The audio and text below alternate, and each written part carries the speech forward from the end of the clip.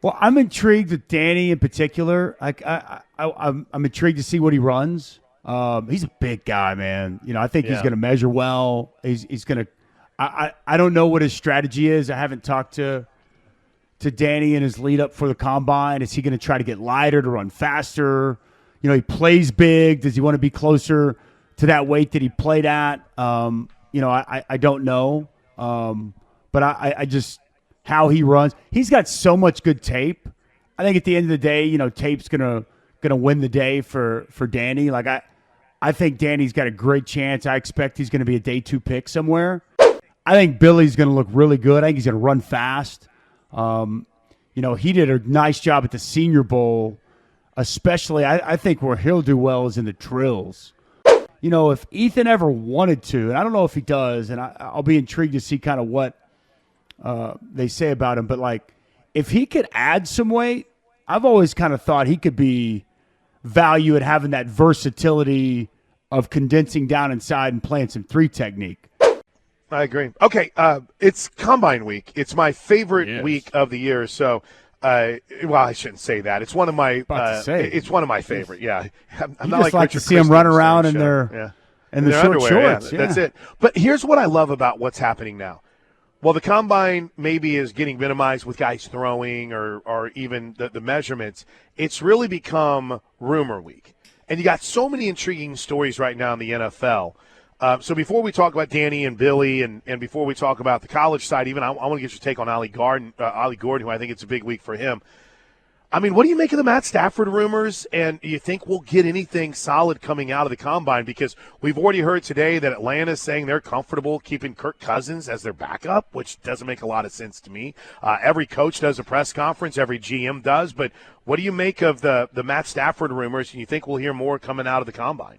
Well, I mean, it sure seems like what the Browns are the most recent to say that they would be interested in, bringing in Matt Stafford if he's available. Like, I ran into Drake Stoops on Saturday night. It was great to see him back. And, oh, cool. And I was kind of asking him, I was like, what's up with your quarterback, man? What's going on there?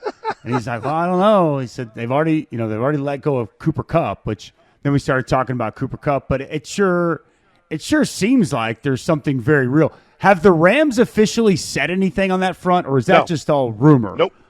It sure seems like where there's enough smoke that there's probably some fire. So I find that very intriguing. But I mean, they were I thought a play or so away from beating Philly in the playoffs last year. I mean, do you really want to go ahead and, hit that button and blow everything up? I don't know.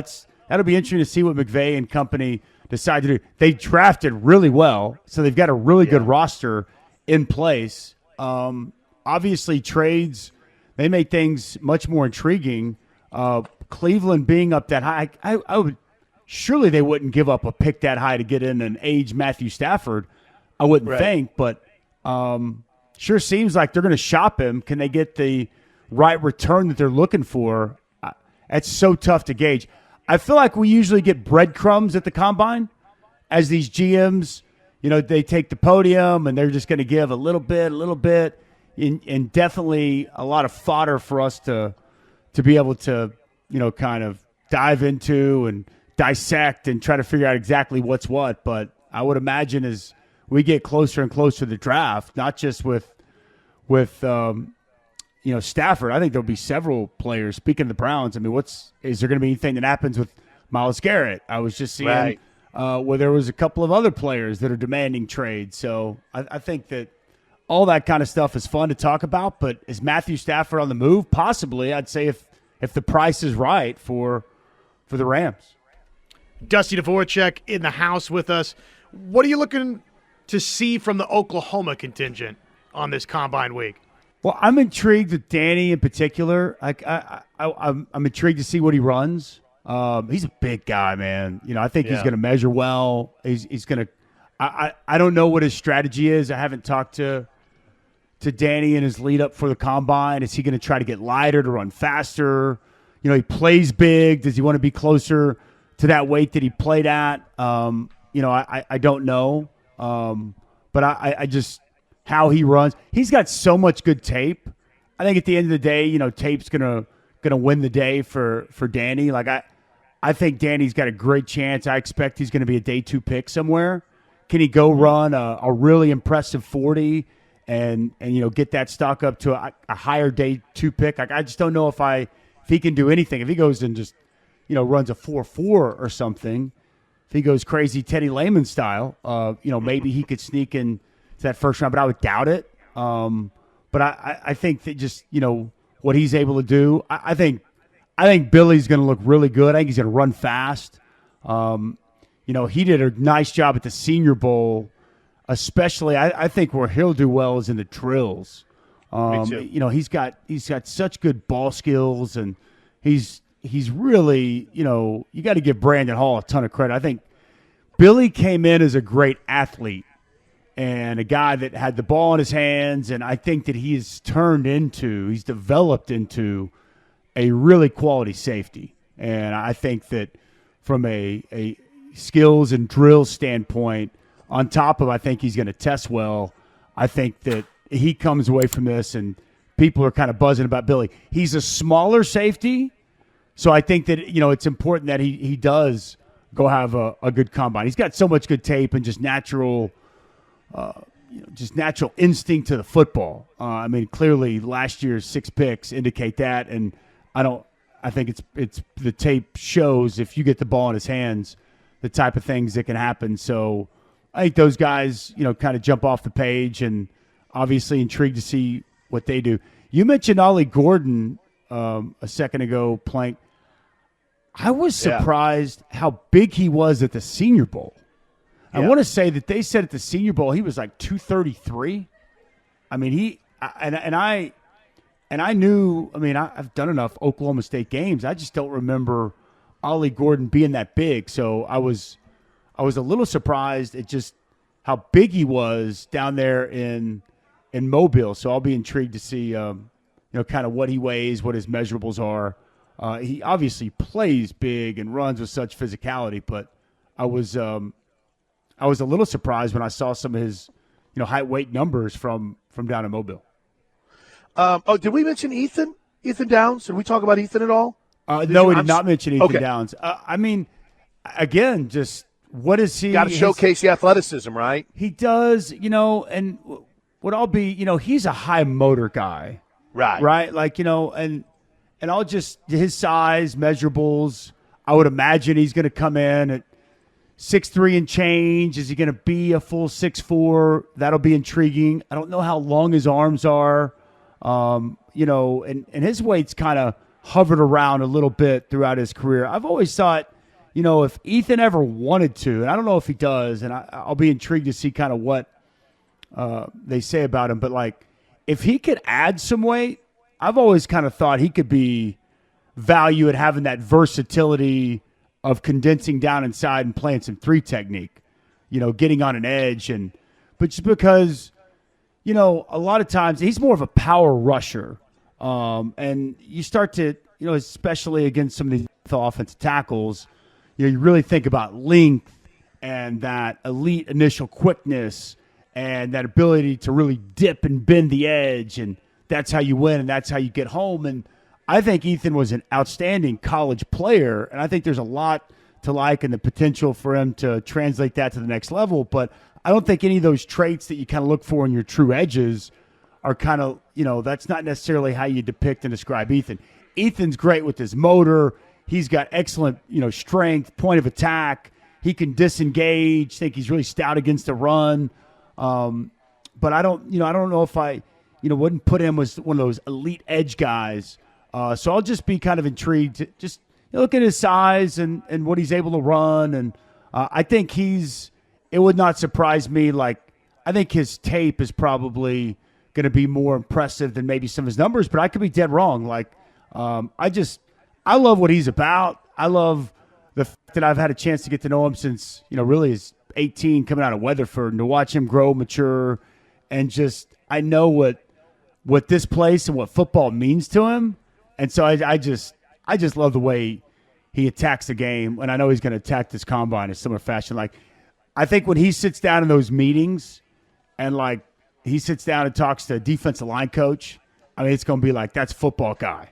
I think that he's Right. going to really win over some evaluators in that process, because you can just tell it's not fake, it's not phony. He genuinely loves the game of football, and he's gonna help make any locker room better just from that regard. Because look, I played a lot of guys in the NFL that don't love football, and I think that NFL teams are always looking for those type of players, that kind of mindset. Dusty, this NFL Combine week has to feel like a monumental moment in these players' lives. What's it like going through this week? Stressful. If you want me to be real, I mean, it was, at least it was for me. Poked and prodded, and if you've got any kind of injury, they're going to look at it. Like I know they make everything. At least it was, again, that's 20 years ago. I was in it would have been 06, so 19 years ago was when I went to the Combine. Goodness gracious, I'm getting old. And so they tried to make everything as difficult, challenging as possible, right? Like whether it's waking you up super early in the morning, or it's just, I think one morning you have to wake up at 5 a.m., take a drug test, and they're going to, send you through all the different x-rays and MRIs. And, they want to try to make the situations and the scenarios as difficult as possible. And how do you respond? Whereas like a pro day, everything is set up to help you succeed. There at Indy, at least whenever I was coming out, where they control it, they want to see, they're going to drop you into this blender and they're going to make it tough. It's going to be uncomfortable. And how do you respond? Are you still able to perform at an elite level? And so it was just, and, I think as a player, I know I did. I'm sure, I don't know how all these guys are, but like at the end of the day, the film and the tape matters the most. Like, so much of the hay is in the barn. There's all these different pieces of this process that are important, but the biggest piece is already there. The biggest part of your resume is your tape.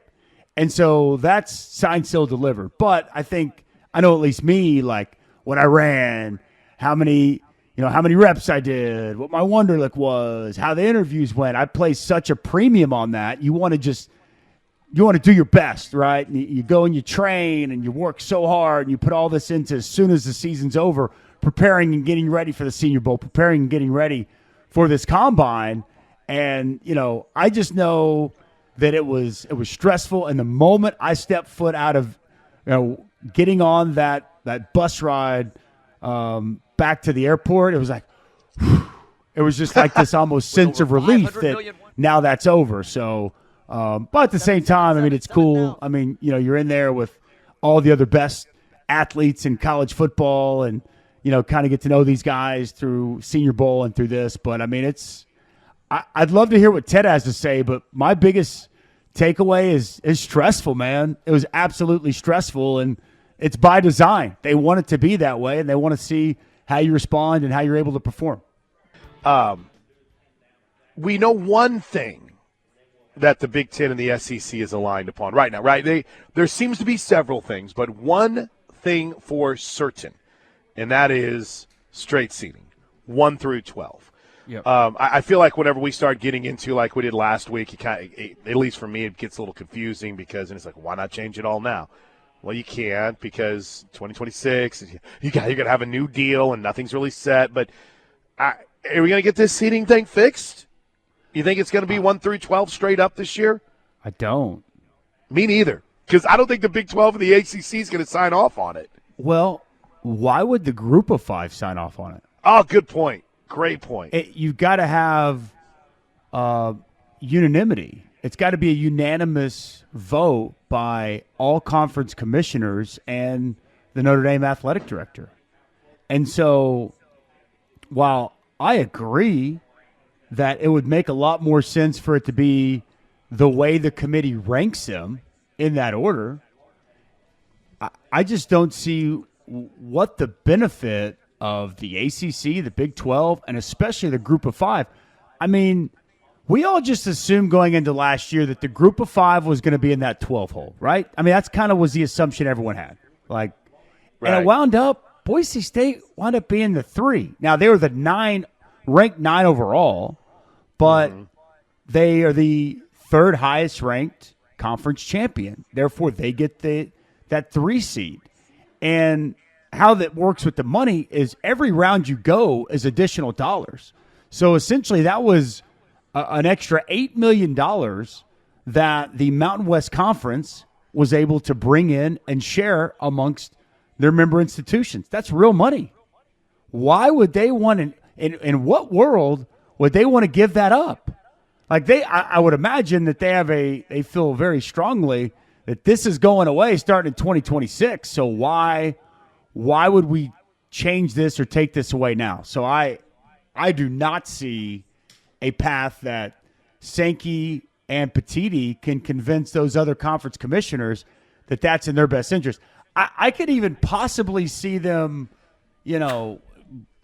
getting though I still think for the Big 12. Look at Arizona State. Arizona State was ranked 12th, and they get the 4 seed. I could see convincing them before I could see convincing those other group of 5 conference commissioners. So I think it's going to stay status quo playing. I think next year's playoff will be the same as what we had this past year, which I got to be honest, I don't think it's that bad of a thing either. Like, do I think it's perfect? Does it make more sense to have the top 4 teams get the top 4 seeds, just leave it the way that it's ranked? Yeah, I think that's right. And then, obviously you still give an automatic qualifier to the 5th highest ranked, to the 5 highest ranked conference champions, but that doesn't guarantee you necessarily a bye or top 4 spot. That makes more sense to me, but did I think last year was some atrocious way to do it and it just ruined the playoff? No. I mean, and let's be honest, there's a decent chance that it works itself out anyway. So I'm fine with it staying this way. I don't think if I had my choice, that they would do what Petiti and Sankey are asking, but at the same time, I don't think it's some atrocity either. I'm honestly just far more intrigued with what happens 26-31, but I don't think we're going to get any change next year. I think it's going to be the same. What's your reaction to Nebraska and Tennessee, the series getting canceled? Oh, gosh, I forgot about that, Josh. Good question. Disappointment. Those are 2 big brands in college football. I love seeing big brands play. This has been on the books, guys, for I want to say I read close to 20 years in the making. And now we get right down to it and it falls apart. I'm just a little confused also. I read the statement by Troy Dannon, Nebraska athletic director. You smell that? Yeah, it smells. Just didn't smell right. Yeah, it smelled fishy. I know he's saying that the renovations at Memorial Stadium, and with those renovations, they're only going to have partial capacity, and then they need 8 home games in 27, so they can't, go on the road to Knoxville in 27. But I guess part of me is like, well, and again, maybe this is just dumb by my part. Like, why can't you just flip them? If it's an issue one year, would it not the next year? I'm a little confused in that regard. Like, to me, it's like if you wanted to make this happen, you'd make it happen. I watched Florida State last year play in a stadium that only had partial capacity. I watched Northwestern play at a soccer field. Heck, I watched Kansas go play at the Kansas City Chiefs Stadium, and I watched them play in their soccer stadium as well. Like, they played all over the place. Like, there's a lot of people that there's logistical challenges with stadium renovations going on, but right. I didn't love what I read from Troy Dannon. And Nebraska's got to pay $1 million for this to go away. I'm kind of with Danny White. I thought Danny White was accurate in kind of calling him out. I thought it was hilarious that Pete Thamel initially reports making it sound like the 2 agreed to not play this home and home. And Danny White's like, no, Nebraska canceled this. That's not what happened. Like, let's let's just call it how it is. And so I didn't love that, Josh. I disappointed. I want to see more and more quality non-conference games. I want to see more and more, college brands playing college brands, not less. So I respect the heck out of Matt Rule. I love the Nebraska Cornhusker program, what they're all about. I've told you my stories about when we played there, just how much respect I have for that fan base and that program in general. And I am like rooting for Matt Rule to get this thing turned. But I did not like anything about them canceling this home and home with Tennessee. It just felt like they're avoiding a 10th potential tough Power 4 game with the 9-game conference schedule they already play. Yeah, no, that's a great point, man. When I saw this story, I'm not going to lie, it was one of those, in my mind, it's like this happened all the time. Then I saw the Danny White tweet, and then I realized, Dusty, that's next year. That's 2026. Correct. This isn't looking ahead to 2030 or anything like that seems so far away, and I'm hot. I mean, if I'm Tennessee, I am hot about it. I mean, I completely get the frustration because it's not easy to find a suitable opponent this quickly. It's Correct. tough.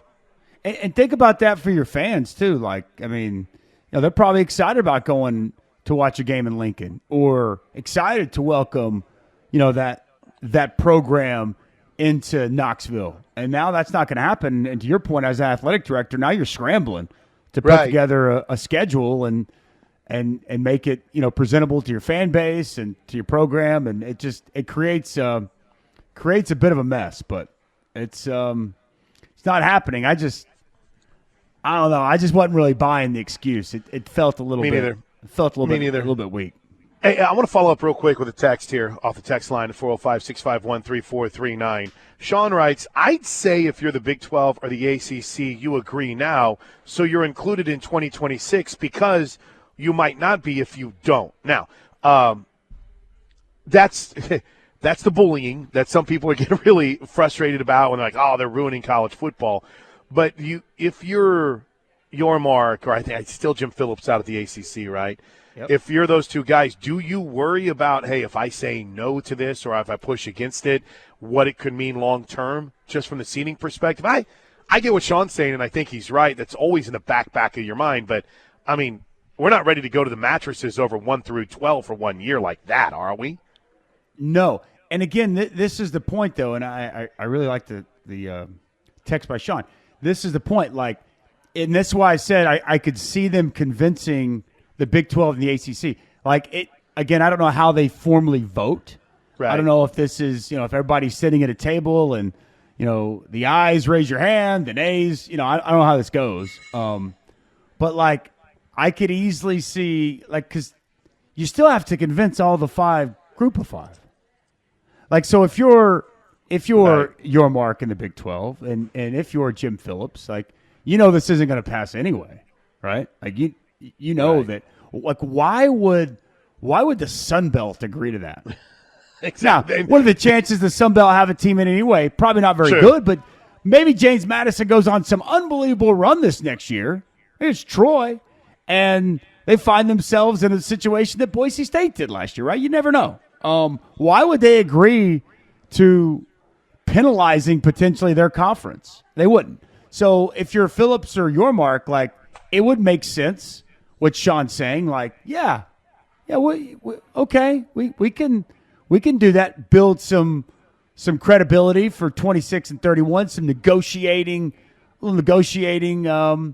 trust there, and when knowing in the back of your mind it's not going to happen anyway. So it would not surprise me if at least on the surface level, Big 12 and the ACC, agreed that, okay, I see where you're coming from, SEC and Big 10. Well, we can get down with that because sure. I just don't see the other 5 commissioners of the group of 5 ever coming around to that. Therefore, really nothing's going to change except, potentially some of that credibility with the SEC and Big 10 commissioners. All right, so I'm just sitting here nerding out on all the combine stuff that's coming out. So tomorrow, Dusty, let's plan on a ton of talk about some of the combine rumors. But one more text here real quick. Zach and Purcell writes, it sounds like Nebraska decided they wanted to take the Indiana path to the playoffs. Now, I'll defend Indiana on this front. I mean, I don't think anyone in their administration thought, hey, guys, we got to get prepared for the playoffs. I think they just wanted some wins, and they wanted to get bowl eligible. But if you're Nebraska or anyone in this short term before we get to the SEC Big Ten Scheduling Alliance, if that's a thing and if it happens, I'm going to be careful about scheduling a loss right now, Dusty. I want to keep that non-conference pristine going into the Big Ten play if I'm Nebraska. Yeah, I hate the timing of it. Yeah, I'll be intrigued. And no one knows, but one thing that I read last week, and we didn't get a whole lot coming out of those meetings in New Orleans, but I had read somewhere, I think it was Ross Dellinger, that the automatic qualifiers go through that 9-game SEC schedule makes more and more sense and is a likelihood. Right. Whereas what I read somewhere is that maybe that SEC Big Ten Scheduling Alliance doesn't happen. Okay. So again, there's who knows exactly what's what, but I was reading somewhere where that may kind of be put on the back burner. So I actually think that's a right observation. The way I would look at it is you're kind of looking at it saying we need to try to, and whether it's the playoff spot or it's like you said, just for bowl eligibility, getting as many wins as possible. That's what it kind of feels like to me. And again, I would not want to say that Matt Rule or Troy Dannon or the people at Nebraska are dodging a potential loss, but that is kind of what it feels like, and a way for them to bolster, just putting some wins on their resume. And I hope that that's not a thing of the future, right? Like I want to see more good games, and I recognize that could potentially mean more losses for some of these programs. But I'd kind of like to live in a world where if we're all going to go to 9 conference games in the Power Four, I'd like to see a mandatory 10 Power Four game schedule. Easy for me to say. I'm sure Coach would sit there and look at me like I'm crazy. Like, oh, really? You want to come? You want to come deal with this schedule? But I would, and I'd like to see that across the board. So, and I know that schedules in the Big 12 and the ACC are not on the same par with schedules in the SEC and the Big 10. But I don't know, man. I want to live in a college football world where we get more and more quality matchups, not less. So, couldn't agree more, man. All right, buddy. Hey, I appreciate the extra time today, Dusty. Have a great rest of your Tuesday. We'll talk to you tomorrow. I'm going to go out for a walk with my dogs and soak up the sun, Plank. I'll see you. It's awesome. I'm going to do that when I get home, too. That's Dusty Dvoracek right here on the Ref. By the way, I didn't realize on my Ref app, I didn't have notifications enabled, and I did it this past week.